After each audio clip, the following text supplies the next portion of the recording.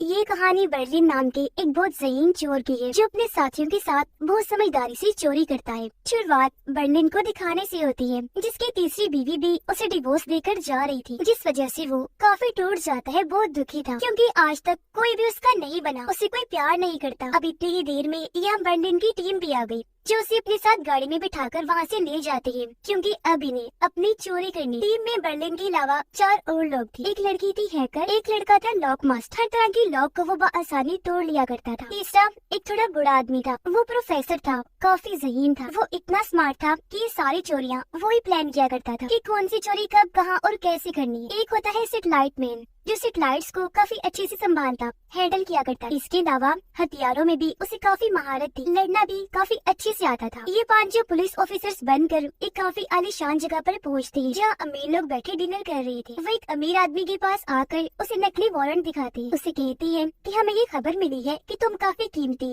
और महंगी चीजों की स्मगलिंग करते, इसीलिए हम तुम्हारी तिजोरी की तलाशी लेने आए। इसीलिए अमीर आदमी बर्लिन को अपनी तिजोरी के पास लेकर जाता है और यहाँ बर्लिन उसे बता ही देता है कि हम कोई पुलिस ऑफिसर्स नहीं है, बल्कि हम तो यहाँ पुराने वक्त का वो कीमती प्याला लेने आए हैं जो तुम्हारे पास है। अब क्योंकि अमीर आदमी कोई लड़ाई हंगामा करना नहीं चाहता था, इसीलिए वो चुपचाप प्याला बर्लिन को दे देता है। और अब जब ये 5 यहाँ से जाने लगते हैं तो एक लड़का उनसे कहता है कि तुम लोग तो पुलिस ऑफिसर्स कहीं से भी नहीं लग रहे। इस वजह से बर्लिन को काफी गुस्सा, वो बहाने से उस लड़के को बाहर लेकर गया। उसे इतना रुलाता है कि वो घुटनों पर आ गया। बर्लिन को कहता है कि प्लीज मुझे छोड़ दो, मुझसे गलती हो गई। बर्लिन उसे कहता है कि सबके सामने स्मार्ट बनने की कोशिश ना करो, वरना मैं एक गोली से ही तुम्हारा सर उड़ा दूं। मैं ये भी जानता हूँ कि तुम ये सब कुछ अपनी दोस्त को दिखाने के लिए कर रहे हो कि तुम कितने बड़े हीरो हो। तुम जो हो उसके सामने वही रहो, उसके साथ प्यार से रहो, क्योंकि प्यार से बढ़कर इस दुनिया में कुछ भी नहीं। जिसके बाद अगले दिन वो एक होटल में जाते हैं जहाँ अपनी चोरी का सारा प्लान करने वाली। बर्लिन एक और लड़की को अपनी टीम में शामिल कर लेता है जो इंजीनियर। इस लड़की को भी किसी ने धोखा दिया था, इस वजह से वो दिमागी तौर पर थोड़ी कमजोर हो गई। अब क्योंकि वो पहले से काफी बेहतर हो गई थी, इसलिए चोरी में उनका साथ देने के लिए आ चुकी थी। जिसके बाद अब यहाँ बर्लिन और प्रोफेसर सबको अपना प्लान बताते हैं। वो बताते हैं कि इस प्याले की मदद से हम 44 मिलियन के जेवर की चोरी करने वाले। सब लोग इस प्लान को समझ आते हैं और अगले ही दिन ये लोग एक फादर से मिलने चर्च गए। बर्लिन फादर को बताता है कि मैं एक प्रोफेसर हूँ और ये सारे मेरे स्टूडेंट्स हैं। हमने एक रिसर्च की है जिस दौरान हमें पता चला है कि आपके इस चर्च के नीचे बहुत सारा खजाना है, तो हम लोग यहाँ पर खुदाई करना चाहते हैं ताकि ये देख सके कि यहाँ पर खजाना है भी या नहीं। ये सुनकर फादर काफी खुश हो जाते हैं, क्योंकि अगर सच में यहाँ पर खजाना है तो चर्च को इससे काफी फायदा होगा। फादर उन्हें बेसमेंट में लेकर जाता है और यहाँ पर खुदाई करने की इजाजत दे देता है। अब यहाँ पर सच बात ये थी कि इस चर्च के नीचे से एक सुरंग होकर गुजरती थी, जो कि पेरिस की सबसे बड़ी नीलामी घर में जाकर खुला करती थी। कुछ दिनों के बाद वहाँ पर बहुत ही महंगे जेवरात की नीलामी होने वाली, जिन्हें वहाँ की लॉकर रूम की अलग अलग तिजोरियों में रखना था और इनका प्लान उन्हीं सारी तिजोरियों को चोरी करने का था। फिर बर्लिन अपने साथियों को बताता है कि हम जिस होटल में रह रहे हैं उसके बिल्कुल सामने नीलामी घर के डायरेक्टर का घर भी है, जो अपनी बीवी के साथ वहाँ पर रहता है। हमें किसी तरह उसके घर पर जाकर पूरे घर में CCTV कैमरास लगाने हो ताकि हम उस पर नजर रख सकें। देर के बाद नीलामी घर का डायरेक्टर जब अपनी वाइफ के साथ वहाँ से निकलता है तो ये लोग चुपके से उसके घर में घुस जाते हैं और पूरे घर में कैमरास को फिट कर देते हैं। बर्लिन और प्रोफेसर कैमरास के जरिए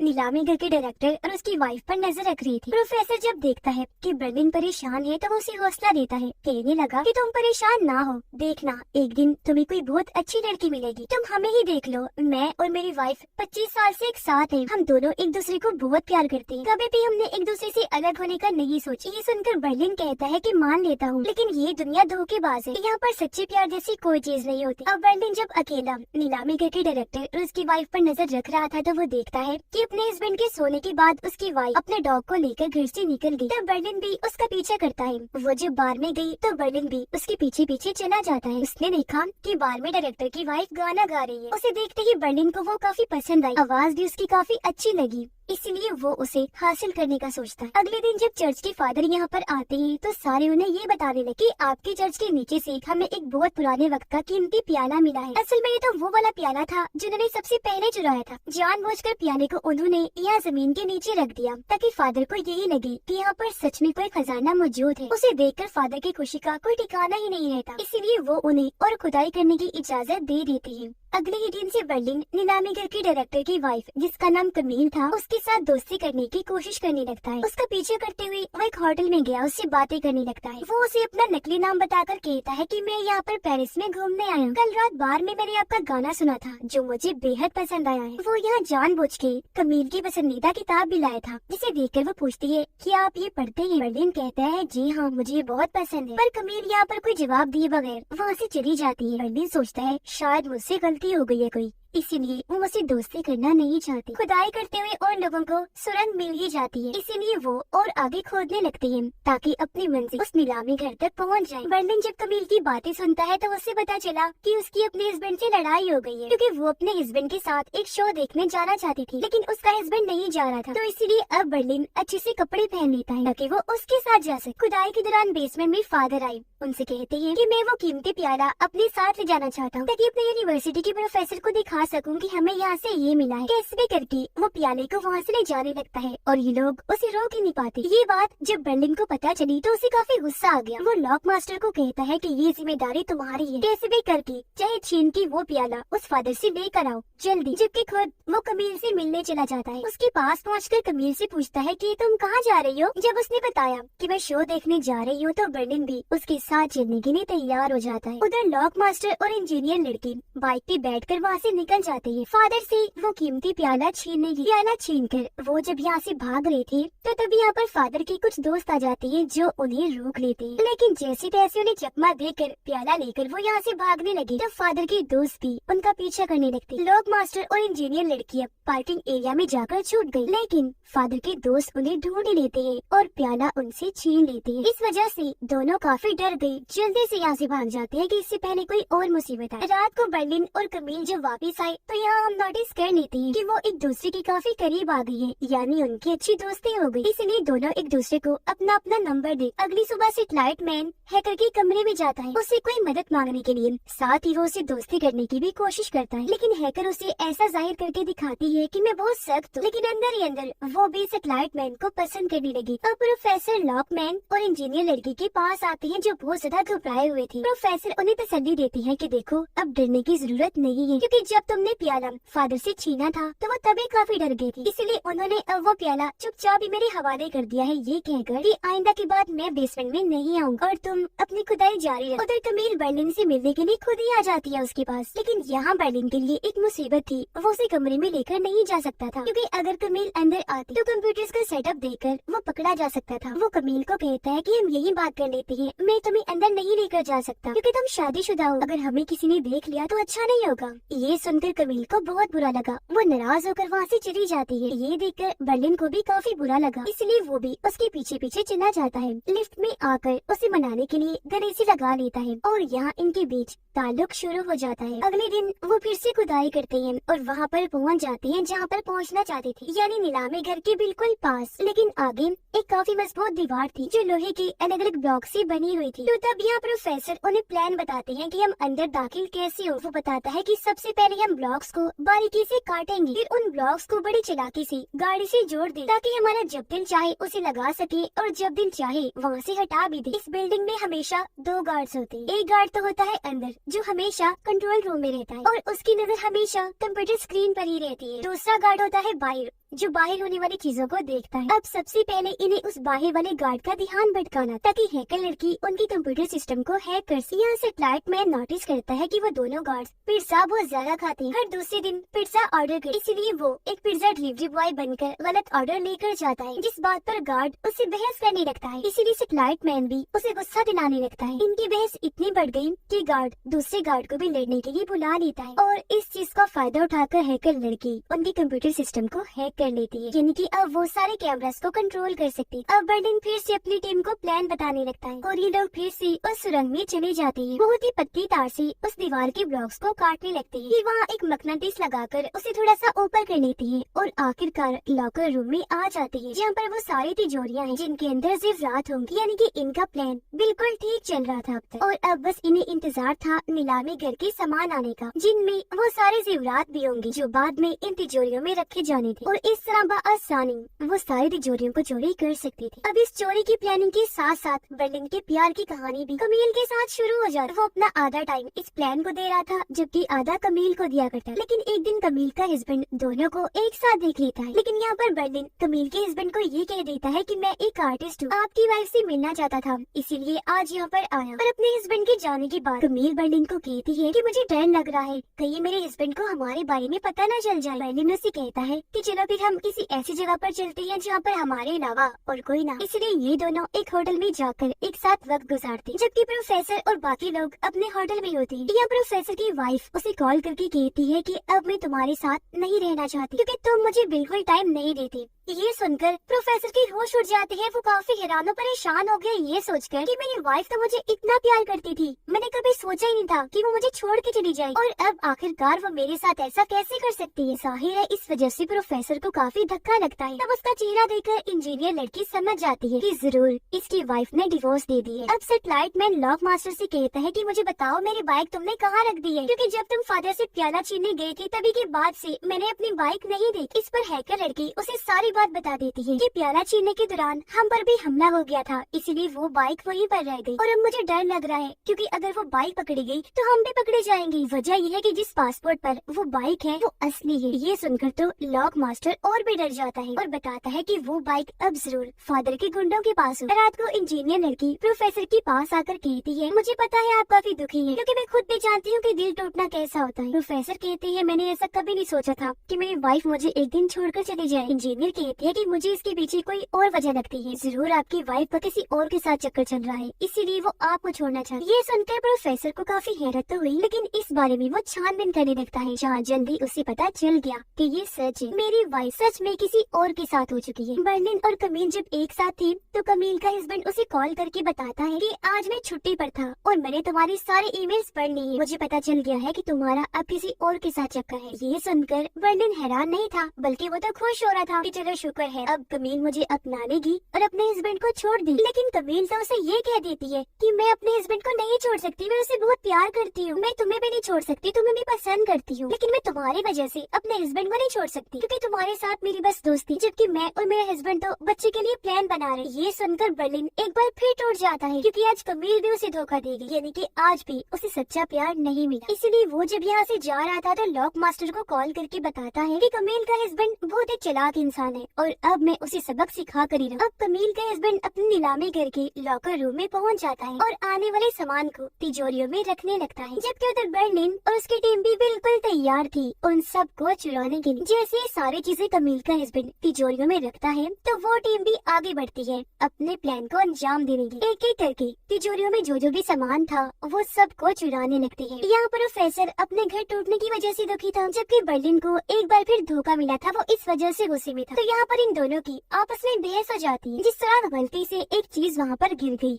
जिससे आवाज पैदा हुई और ये आवाज कमील का हस्बैंड नीलामी घर का डायरेक्टर सुन लेता है। इसीलिए वो गार्ड को कहता है कि जल्दी जाओ लॉकर रूम में चेक करो वहाँ पर कोई है तो नहीं। और अब जब सिक्योरिटी गार्ड वहाँ पर चेक करने के लिए आया तो ये सब लोग जल्दी से वहाँ पर छुप गए, तो गार्ड उन्हें देख ही नहीं पाता, उसे लगता है कि यहाँ पर सब कुछ ठीक है। अब ये लोग भी बड़ी चालाकी से सारी तिजोरियों को चोरी कर लेती है और चुपचाप यहाँ से निकल भी जाते। अब ये लोग प्लान करते हैं कि हम यहाँ पर अपनी हर एक चीज को हटा देंगे, साफ सफाई भी कर देंगे ताकि किसी को भी कभी शक ना हो कि हम यहाँ पर आए और हमने ये चोरी। अब हालांकि उन्होंने ऐसे कपड़े पहने हुए थे कि यहाँ पर उनका बाल भी नहीं गिर सकता था, लेकिन वो फिर भी यहाँ पर सफाई करती हैं ताकि कोई भी सबूत यहाँ पर रह न जाए और पुलिस इन तक पहुँच न जाए। रात के वक्त बर्लिन लॉक मास्टर के साथ कमील के हस्बैंड के घर जाता है। यहाँ वो उसे एक दवाई सुगाकर बेहोश कर देते हैं, फिर उसके पूरे घर से ये लोग कैमरास को निकाल देते हैं। फिर बर्लिन लॉक मास्टर को कहता है कि अब से हम सारे अलग अलग होटल्स में रुकेंगे और कोई भी बाहर नहीं निकलेगा क्योंकि अगर कोई बाहर आया तो हम पकड़े जा सकते, यानी कि एक रात के लिए उन्हें अंडरग्राउंड सबसे छुपकर अलग अलग रहना पड़े। ये कहकर वो लॉक मास्टर को यहाँ से भेज देता है, जबकि खुद कमील के हस्बैंड के कपड़े पहनकर उसके फार्म हाउस में जाता है और जो सिर्फ रात इन्होंने चुराई थी उनमें से एक लॉकेट के टुकड़े करके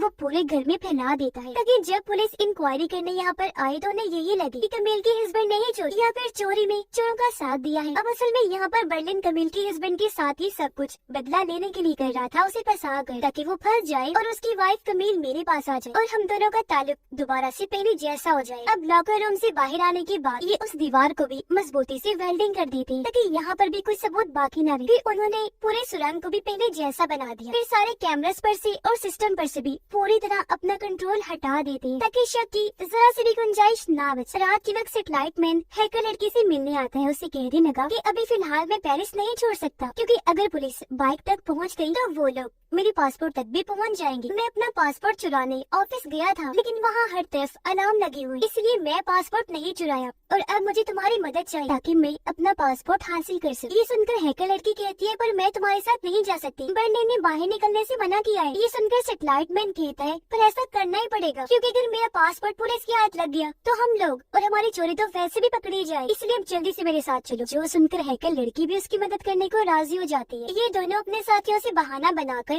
वहाँ से बाहर निकल जाते हैं जबकि लॉक मास्टर इंजीनियर लड़की के कमरे में आ जाता है। इंजीनियर लड़की लॉक मास्टर से पूछती है कि तुम्हारी उंगली पर टैटू कैसा बना हुआ है, जिस पर दोनों एक दूसरे को देखकर मुस्कुराने लगी क्योंकि ये भी एक दूसरे को पसंद करती। हैकर और सेटेलाइट मैन उस ऑफिस में पहुंच जाते हैं। हैकर यहाँ के सिस्टम को हैक करके उसका पासपोर्ट निकालने की कोशिश करती है लेकिन सिक्योरिटी गार्ड उन्हें देख लेता है और पूछता है कि तुम लोग कौन हो और यहाँ पर क्या कर रहे हैं। तब हैकर कहती है कि मैं यहाँ की नई वर्कर हूँ, लेकिन तभी यहाँ पर और भी वर्कर्स आ जाते हैं जो हैकर से उल्टे सीधे सवाल जवाब करने लगते हैं। इसी दौरान हैकर के कंप्यूटर में एरर आने लगता है, इन्हें पासपोर्ट निकलने में गड़बड़ी आ रही थी। ये देखकर गार्ड हैकर को कहता है कि तुम्हें कंप्यूटर को दोबारा से चलाना होगा, रीस्टार्ट करना होगा। अब ऐसा करने के लिए गार्ड जब टेबल के नीचे जाता है तो वो वहाँ पर सेटेलाइट मैन को देख लेता है जो छुपा हुआ था। अब एक तरफ हैकर उसका पासपोर्ट डिलीट कर रही थी जबकि गार्ड सेटेलाइट मैन पर गन तान लेता है। पूछता है कि बताओ आखिर तुम दोनों कौन हो और यहाँ पर क्या करने आए हो। सेटेलाइट मैन उसकी तरफ कुछ फेंक कर मारता है जिससे उसकी गन नीचे गिर गई। गन को जल्दी से हैकर उठाकर उन्हीं पर तान देती है। वो उनसे झूठ बोल देती है कि हम लोग चोर हैं और यहाँ पर चोरी करने के लिए आए हैं। दोनों उनसे कुछ पैसे भी छीनते हैं और यहाँ से भाग निकलते हैं, जिस बात से दोनों ही काफी खुश हो गए। लॉक मास्टर और इंजीनियर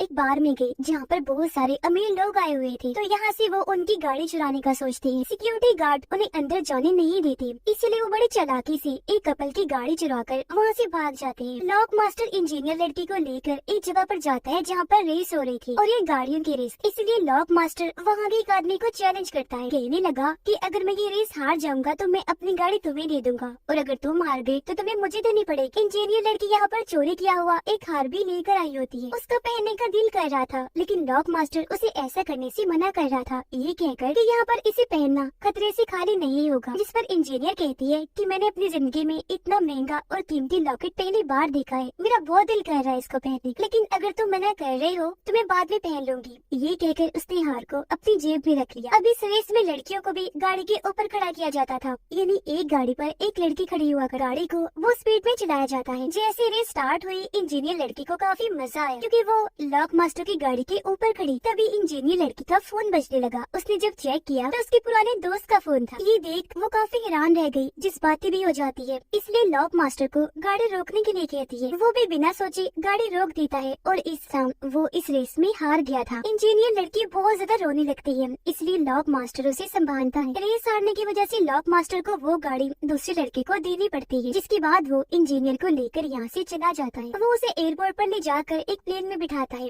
पूछने लगा कि आखिर ऐसा क्या हुआ था जो तुमने गाड़ी रुकवाई। वो बताती है कि मेरे पास मेरे पुराने दोस्त की कॉल आ गई थी जो देखकर मुझे उसकी याद आने लगी और मैं रोने लग गई थी, तो मुझे गाड़ी रुकवानी पड़ी। वो अपनी कहानी बताने लगी कि मेरा वो पुराना दोस्त बहुत अच्छा इंसान था, वो एक काफी बड़ा सिंगर था जिसकी मैं फैन थी, उसे बहुत पसंद किया करती थी, हर वक्त उसके गाने सुनती रहती थी। एक दिन जब उस सिंगर ने मुझे देखा तो हम दोनों का ताल्लुक बन गया। मैं उसके साथ ताल्लुक बनाकर बहुत खुश थी। सब कुछ मुझे किसी सपने की तरह लग रहा क्योंकि जिसकी मैं फैन थी, जो मुझे अच्छा लगता था, आज मैं उसकी दोस्त बन गई थी। फिर ये सिलसिला इतना ज्यादा बढ़ा कि मुझे उससे प्यार हो गया। मुझे इतना प्यार हो गया कि ये पागलपन जुनून तक जाने लगा, जिस वजह से मैं अजीबोगरीब हरकतें करने लगी। जब कभी भी मैं उसकी पोस्टर्स देखा करती थी तो मैं बौखला जाती, अजीबोगरीब हरकतें करना शुरू हो जाती थी। वो सब देखकर मेरे मॉम डैड को लगा जिसे मैं पागल हो रही हूँ, तो उन्होंने मुझे मेंटल हॉस्पिटल में भेज दिया। अपनी कहानी बताकर वो रोने लगती है। तब लॉक मास्टर उसे तसल्ली देता, कहने लगा कि अब मैं तुम्हारा मूड ठीक करने के लिए कुछ बहुत बड़ा तूफान नहीं करने वाला। प्लेन स्टार्ट करके वो इंजीनियर को कहता है कि मैंने आज से पहले कभी भी प्लेन नहीं उड़ाया, आज पहली बार तुम्हारे सामने ऐसा करने वाला। इतना कहकर वो प्लेन उड़ा देता है। दोनों को काफी अच्छा तो लगा, लेकिन कुछ देर बाद इंजीनियर उसे प्लेन जल्दी से रोकने का कहती है। उसने ऐसा ही किया और ये दोनों हंसने लगते। फिर जब ये बाहर निकले तो इंजीनियर लड़की अपनी जेब चेक करने लगती है, कहती है ओह माय गॉड, मेरी जेब में तो वो हार है ही नहीं, जिसका मतलब है कि वो उसी गाड़ी में ही रह गया। बर्लिन जब होटल में गया तो कमील भी उसे मिलने के लिए आ जाती है। कहने लगी कि मुझे तुम भी पसंद हो, लेकिन मैं अपने हस्बैंड को नहीं छोड़ सकती क्योंकि उससे प्यार करती हूँ। बर्लिन कहता है लेकिन ऐसा नहीं चलेगा, तुम्हें हम दोनों में से किसी एक को ही चुनना होगा। फिर अब एक डिटेक्टिव को इस केस को हल करने के लिए हायर किया जाता है। अपनी टीम के साथ वो उसे लॉकर रूम में जाती है, लेकिन उसे यहाँ पर कोई सबूत, कोई ऐसी चीज नहीं मिलती जिससे वो पकड़े जाते। फिर अगले दिन ये सारे लोग चोरी का सामान लेकर अलग अलग जगह पर शिफ्ट हो जाते हैं, जैसा बर्लिन ने प्लान बनाया था। जिसके बाद इन्होंने ये प्लान किया था कि हम बाद में एक जगह आकर मिलेंगे। पुलिस भी नीलामी घर के डायरेक्टर कमील के हस्बैंड को गिरफ्तार कर चुकी थी, क्योंकि सारा शक उस पर आ गया था। अब इस टीम में से हमें सैटेलाइट मैन और हैकर लड़की दिखाए जाते हैं, जिन्होंने अपना हुलिया बिल्कुल टूरिस्ट जैसा बनाया हुआ था और उन्होंने अपने बैग में चोरी का सामान रखा हुआ था। और क्योंकि कोई भी पुलिस वाला टूरिस्ट के बैग चेक नहीं करता, इसीलिए उन्हें आगे भेज दिया जाता है। दोनों एक बस में बैठ गए अपनी मंजिल पर जाने के लिए। उनके बाद प्रोफेसर, इंजीनियर और लॉक मास्टर एक वैन में बैठकर निकल जाते हैं। यहाँ पर इंजीनियर और लॉक मास्टर ने बहन भाई का रोल किया था, जबकि प्रोफेसर उनके डैड बने थे। और अगर पुलिस इन्हें पकड़ती तो इनके पास नकली राख भी थी, जहाँ वो पुलिस को ये कह देंगे कि हम अपनी माँ की राख को नदी में बहाने जा रहे। कमील जब वापस अपने घर आई तो यहाँ पर पुलिस को देखकर काफी हैरान रह जाती है। तब डिटेक्टिव उसे बताती है कि एक चोरी करने में तुम्हारे हस्बैंड का हाथ है, तो इसीलिए उसे गिरफ्तार कर लिया गया। फिर डिटेक्टिव पूछताछ करने कमील के हस्बैंड के पास गई, लेकिन वो बार बार एक ही बात कह रहा था कि ये चोरी मैंने नहीं की। कमील फोन करके बर्लिन को अपने घर बुलाती है और उसे सारी बात बता देती है कि मेरा हस्बैंड फंस गया है। तब यहाँ बर्लिन उसे हौसला देता है कि तुम बिल्कुल भी परेशान मत हो, मैं तुम्हारे साथ हूँ। कमील उसे कहती है कि मेरा हस्बैंड ऐसी हरकत नहीं कर सकता, इसके पीछे जरूर किसी और का हाथ है जो मेरे हस्बैंड को बस फंसाने की कोशिश कर रहा है। इसलिए अब मैं अपने हस्बैंड को छुड़वाऊंगी जो पूरी तरह बेगुनाह है। जबकि पुलिस ने भी हर जगह पर नाकाबंदी कर दी थी, रास्ते रोक दिए थे ताकि कोई भी यहाँ से निकल ना सके। वो तीनों वैन में बैठकर जब एक नाकाबंदी वाली जगह पर पहुँचती है तो पुलिस उनकी छानबीन करने लगती है। प्लान के मुताबिक लॉक मास्टर और इंजीनियर यही बताते कि हम अपनी माँ की राख को नदी में बहाने जा रहे, लेकिन पुलिस वाले उनकी बातों को यकीन नहीं करती। कहते हैं कि हमें ये राख पहले दिखाओ तभी हम यहाँ से जाने देंगे। लेकिन इंजीनियर लड़की राख वाली बोतल लेकर वहाँ से भाग जाती है। पुलिस ने उसका पीछा करने लगी और जब उसे पकड़ के वो बोतल को देखते हैं तो सच में उसमें राख ही थी। तब पुलिस को यकीन आ गया कि ये लोग सच बोल रहे हैं और इस तरह हम इनके साथ और मुर्दे के साथ गलत कर रही है, जो सोचकर पुलिस वाले इन्हें जाने देते हैं। प्रोफेसर हैकर लड़की को फोन करके बताता है कि हर जगह पर पुलिस ने नाकाबंदी लगा दी है, इसलिए तुम दोनों जल्दी से अगले स्टॉप पर उतर जाओ, फिर पैदल ही आगे बढ़ो और यहाँ से निकलने की कोशिश करो। इन्होंने ऐसा ही किया, ये अगले स्टॉप पर उतर जाते हैं। इस बीच सैटेलाइट मैन हैकर लड़की से बात करने की कोशिश करता है क्योंकि वो उसे पसंद करता था, लेकिन हैकर लड़की उसे डांट दी। उधर वो तीनों इन्हीं प्रोफेसर, इंजीनियर और लॉक मास्टर अपनी वैन को एक जगह पर पार्क कर देती है जिसके सामने एक घर था। घर में एक औरत रहा करती थी जो प्रोफेसर को देखते ही उसे पसंद करने लगी। लॉक मास्टर बर्लिन को कॉल करके पूछता है कि तुम कहाँ पर हो। बर्लिन ने बताया कि मैं अभी भी पेरिस में हूँ। यह लॉक मास्टर उसे सच बता देता है कि चोरी किए उन हारों में से हमने एक हार को खो दिया है, हमसे बहुत बड़ी गलती हो गई है, हम तुम्हारे मना करने के बावजूद भी बाहर निकल गए थे। ये सुनकर बर्लिन कहता है कि वो हार अब तक पुलिस के हाथ लग चुका होगा, जिसके जरिए वो हम तक पहुंचने वाले ही होंगे, यानी कि अब जल्द हम पकड़े जाने वाले हैं। उनकी इस हरकत पर बर्लिन को गुस्सा तो आया, लेकिन वो उसे माफ कर देता है और आगे का प्लान बताने लगता है। फिर बर्लिन आया कमील के पास और उसे कुछ पैसे देता है ताकि वो अपने हस्बैंड के लिए अच्छा और महंगा वकील हायर कर ले। ये देखकर कमील काफी खुश हो गई कि बर्लिन कितना अच्छा इंसान है, इतने मुश्किल वक्त में मेरा साथ दे रहा है। अब पुलिस छानबीन करते हुए रेस वाले उस कार ड्राइवर तक पहुंच जाते हैं और उसे पूछने लगी कि आखिर ये हार तुम्हारे पास क्या कर रहा है। तो वो ड्राइवर बताता है कि एक लड़का यहाँ पर अपने दोस्त के साथ आया था मेरे साथ रेस लगाने, तो हमें उसकी गाड़ी में ही ये हार मिला था। पता चला है कि जो गाड़ी वो लेकर आए थे वो भी उनकी नहीं थी। पुलिस कहती है कि उस लड़के की कोई पहचान बताओ। तब ड्राइवर कहता है कि उसकी उंगली पर एक टैटू बना हुआ है। 5K छोड़ जाने पर प्रोफेसर अभी परेशान हो ही रहा था कि तभी यहाँ पर उनके सामने वाली औरत आई जो उसे पीने के लिए शराब देती है। शराब को पीते प्रोफेसर को नशा चढ़ गया, इसीलिए वो फौरन अपनी वाइफ को कॉल करके कहता है कि मैं जान गया हूँ, तुम मुझे धोखा दे रही हो, इसी वजह से तुम मुझे छोड़ना चाहती। ये सुनकर उसकी वाइफ काफी चौंक गई। कहती है अच्छा मुझे माफ कर दो, ऐसा कुछ भी नहीं है और मैं बस तुमसे ही प्यार करती। लेकिन प्रोफेसर फिर भी उस पर काफी गुस्सा करता है। अब कुछ ही दूरी के फासले पर वो औरत भी बैठी हुई थी जिसने प्रोफेसर को शराब पिलाई। वो उसकी सारी बातें सुन ली। हैकर लड़की जंगल में जब टॉयलेट करने गई तो उसके पैर पर एक जहरीला सांप काट लेता है। वो चिल्लाने लगी। मदद के लिए सैटेलाइट मैन को आवाज़ें लगाने लगती है। इसलिए वो जल्दी से भागकर आता है उसकी मदद करने के लिए। चाकू से पहले उसके पैर पर कट लगाता है, फिर उसका खून चूसकर बाहर निकालता है। उसने देखा कि हैकर लड़की की जुबान सूज रही है। वो काफी फिक्रमंद हो गया कि कहीं इसे कुछ हो न जाए, तो वो उसे अपनी पीठ पर उठाकर वहाँ से निकल गया ताकि कोई मदद मिल सके। अब केस की छानबीन करने के लिए 2 और फीमेल इंस्पेक्टर्स को हायर किया जाता है। दोनों आपस में ये बातें कर रही होती है कि चोर जो भी थे बहुत स्मार्ट थे। उन्होंने बहुत बारीकी से यहाँ पर चोरी की है। उन्होंने यहाँ पर कोई भी सबूत नहीं छोड़ा, जिस वजह से उन्हें पकड़ना बहुत मुश्किल है। लेकिन चाहे जो भी हो जाए हम उन्हें पकड़ के ही रहेंगे। कमील बर्लिन के साथ जेल में अपने हस्बैंड से मिलने जाती है। उसे बताने लगी कि ये है मेरा दोस्त बर्लिन जो हमें पैसे देने के लिए तैयार है ताकि तुम्हारे केस के लिए हम अच्छा सा वकील हायर कर लें। जिस पर पहले तो उसका हस्बैंड मना कर देता है, लेकिन उसके कहने पर वो मान भी जाता है। सैटेलाइट मैन हैकर लड़की को लेकर रोड तक आ गया जहाँ इनके सामने पुलिस की गाड़ी आकर रुकती है। वो जब उनसे मदद मांगता है तो पुलिस उन्हें हॉस्पिटल ले जाने लगती है। प्रोफेसर उस औरत के घर उसकी बोतल वापस कर देंगे। वो कहती है मैंने तुम्हारी सारी बातें सुन ली है, तुम्हारी वाइफ तुम्हें धोखा दे रही है ना, तो इसलिए अगर अब तुम चाहो तुम उसे दोस्ती कर सकते हो। जिस पे प्रोफेसर खुश हो गया और ये दोनों आपस में बातें करने लगते। लॉक मास्टर और इंजीनियर जो मछली पकड़ रही थी तो शक होने की वजह से पुलिस उनका पीछे करते करते यहाँ भी आ गई। लगातार पुलिस उन पर नजर रखी हुई थी। वो दोनों गले से लग जाते हैं जो देखकर पुलिस को काफी हैरत हुई क्योंकि उन्होंने तो कहा था हम दोनों बहन भाई हैं। और अब जब लॉक मास्टर अपने सर पर हाथ रखता है तो पुलिस उसकी उंगली पर टैटू बना हुआ देख लेती है। तो यहाँ पर पुलिस को यकीन हो गया कि उन चोरों में से एक चोर ये भी है। कमील से मिलने उसकी दोस्त आई। तब कमील ने उसे बताया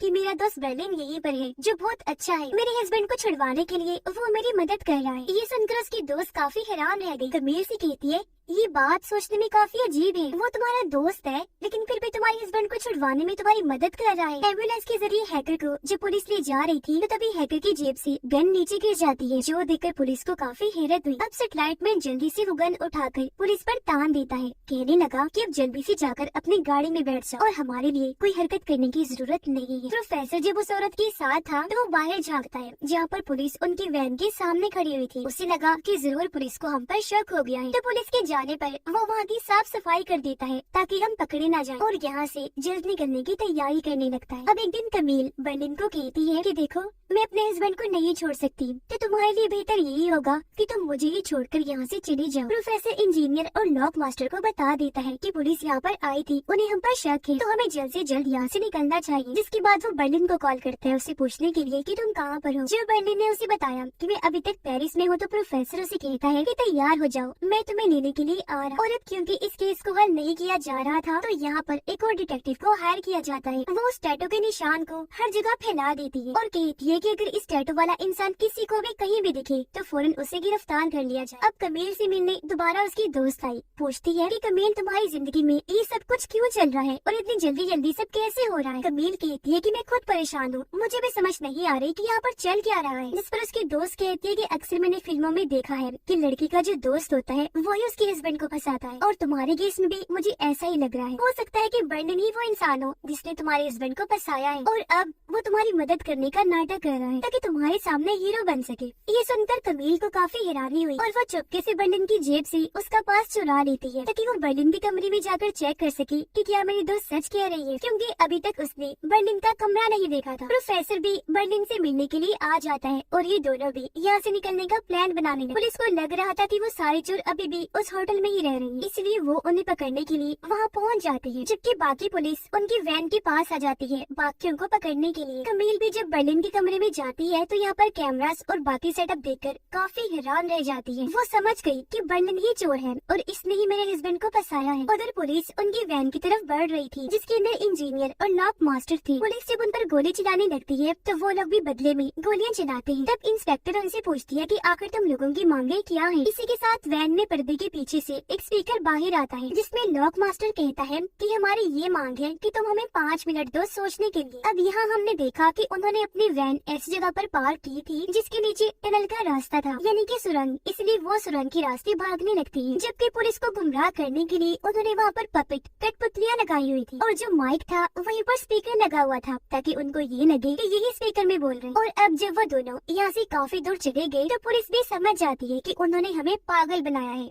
वो तो यहाँ से भाग चुके हैं। पुलिस ने जब देखा कि यहाँ पर एक सुरंग है तो वो भी इसके अंदर चली जाती है और लोगों का पीछा करने की। सेटेलाइट मैन दोनों पुलिस ऑफिसर्स को बंदी बनाकर हैकर लड़के को लेकर यहाँ से भाग जाता है। लॉक मास्टर और इंजीनियर जब सुरंग से बाहर आए तो वो देखते हैं कि यहाँ पर ट्रक्स खड़े हुए हैं। दोनों जल्दी से भागकर एक ट्रक के ऊपर चले गए और जिस रंग का ट्रक था उसे रंग की पन्नी लपेटकर वहाँ पर छुप जाते हैं। और अब जब पुलिस वहाँ पर आकर छानबीन करती है तो वो दोनों उन्हें कहीं भी नहीं मिलते। कमील ने अपने दोस्त को बर्लिन के बारे में सब कुछ बता दिया था, जिस पर उसकी दोस्त का कहना था कि तुम जल्दी से पुलिस को कॉल करके उसकी सारी सच्चाई बता ताकि बर्लिन फंस जाए और पुलिस उसे गिरफ्तार कर ले। अब तभी यहाँ कमील को ख्याल आया कि मुझे भी अपने हस्बैंड के लॉकर का सामान चेक करना चाहिए। और जब वो उसका सामान चेक करने लगी तो तभी उसे वहाँ अपने हस्बैंड की तस्वीरें मिलती है जो उसकी दूसरी बीवी के साथ थी और उनका बच्चा भी होने वाला था। ये देखकर कमील काफी हैरान और परेशान रह गई। सोचती है कि इतने सालों से मेरा हस्बैंड मुझे धोखा दे रहा था जिससे मैं इतना प्यार किया करती थी। वो सोचती है कि मेरा हस्बैंड कितना चालाक है, उसने मुझे शक भी नहीं होने दिया। इसलिए अब वो पुलिस का फोन काट देती है। बर्लिन के बारे में उन्हें कुछ नहीं बताती क्योंकि इस वक्त उसे बर्लिन से ज्यादा अपना हस्बैंड गुनहगार लग रहा था। जिस पर उसकी दोस्त कमील को कहती है कि अब हमें बर्लिन को ब्लैकमेल करना चाहिए और जो चीजें उसने चुराई है उसमें से आधा हिस्सा मांगना चाहिए, जिस पर कमील भी मान जाती है। अब प्रोफेसर और बर्लिन अपने अपने कमरों की सफाई कर रही थी ताकि जब पुलिस यहाँ पर आए छानबीन करने के लिए तो उन्हें कुछ भी न मिले। हैकर और सेटेलाइट मैन भी पुलिस को बेहोश करके एक कश्ती में अपने साथ ले जाते हैं। इंजीनियर और लॉक मास्टर जिस ट्रक पर थे वो भी चल पड़ता है, जिस वजह से वो काफी खुश थे क्योंकि उन्हें यकीन था कि अब हम बिना किसी रुकावट के अपनी मंजिल पर पहुंच जाएं। इसी बीच बर्लिन हैकर को कॉल करके उसे सीसीटीवी कैमरास को हैक करने को कहता है ताकि वो लोग पुलिस को गुमराह कर सके। हैकर ने जल्दी से कैमरास को हैक कर लिया तो प्रोफेसर और बर्लिन एक ट्रक में बैठकर वहाँ से निकल जाते हैं, जिससे आखिर पुलिस उन्हें बिल्कुल भी नहीं पकड़ पाती। फिर यहाँ से वो दो लड़कों की बाइक रेंट पर लेते हैं। फिर थोड़ा आगे जाने पर फिर से डिलीवरी बॉय बन जाते हैं। आगे चलकर उन्होंने साइकिल ली और पहाड़ों पर वो चढ़ाई करने लगते हैं। ऐसा वो इसलिए कर रही थी ताकि कोई भी पुलिस वाला उन पर शक न करे और उनका ये प्लान कामयाब भी हो रहा था। और अब आखिरकार हैकर और सेटेलाइट मैन सही सलामत कश्ती से वहाँ से निकल जाते। सेटेलाइट मैन हैकर को कहता है कि मैं तुमसे बहुत प्यार करता हूँ, जब तुम्हें सांप ने काटा था मैं बहुत फिक्रमंद हो गया। ये सुनकर वो काफी खुश हो गई और अब यहाँ वो भी अपने प्यार का इजहार करती है कि हाँ मैं भी तुमसे बहुत प्यार करती हूँ। जिसके बाद वो सभी अपनी मंजिल पर पहुँचते हैं जो एक ही थी। सब यहाँ पर मिले और हंसी खुशी वहाँ से निकल जाते हैं। ये लोग इतनी बड़ी चोरी करके उसमें कामयाब होकर बहुत खुश थे और सही सलामत वहाँ से निकल जाते। इसके बाद हमें कुछ महीनों के बाद का वक्त दिखाया जाता है। बर्लिन कमील को अभी भी नहीं भूला था, इसलिए एक दिन जब कमील उसे मिलने आई तो बर्लिन काफी खुश हुआ और वो उसे सब कुछ सच सच बता देता है कि हाँ मैंने ही तुम्हारे हस्बैंड को फंसाया था क्योंकि मैं तुमसे प्यार करता हूँ, तुम्हें हासिल करना चाहता हूँ। बाहर कमील की दोस्त भी थी जो उसकी इन बातों की रिकॉर्डिंग कर रही थी क्योंकि इस रिकॉर्डिंग की मदद से वो बर्लिन को बाद में ब्लैकमेल करने वाली थी। साथ ही अब यहाँ पुलिस डिपार्टमेंट भी पूरी तरह नाकाम ही रह गया था क्योंकि कैसे भी करके ये उन्हें पकड़ ही नहीं पाई थी और उन्हें यकीन था कि वो लोग दोबारा चोरी जरूर करें। इसलिए पुलिस अब इस मौके की तलाश में थी कि जब वो चोरी करेंगी तो हम फौरन उन्हें पकड़ लेंगे। और अब अगले दिन कमील और उसकी दोस्त बर्लिन से मिलने आते हैं। वो बर्लिन को ब्लैकमेल करने लगती है कि हमारे पास तुम्हारी रिकॉर्डिंग है जो हम पुलिस को दे देंगे और अगर तुम चाहती हो कि हम ऐसा ना करें तो चोरी किए हुए पैसों में से 40% हमें भी दो। ये सुनकर बर्लिन मुस्कुरा दिया, कहता है कि मैंने तो वो रिकॉर्डिंग पहले ही तुम लोगों से चुरा ली है क्योंकि मैं जानता था तुम लोग कुछ ऐसा करने वाले और बाद में मुझे ब्लैकमेल करोगे। लेकिन सच में कमील मैं तुमसे सच्चे दिल से प्यार करता हूँ। मैंने अपने फायदे के लिए तुम्हें जरा भी इस्तेमाल नहीं किया और मेरे लिए पैसा नहीं प्यार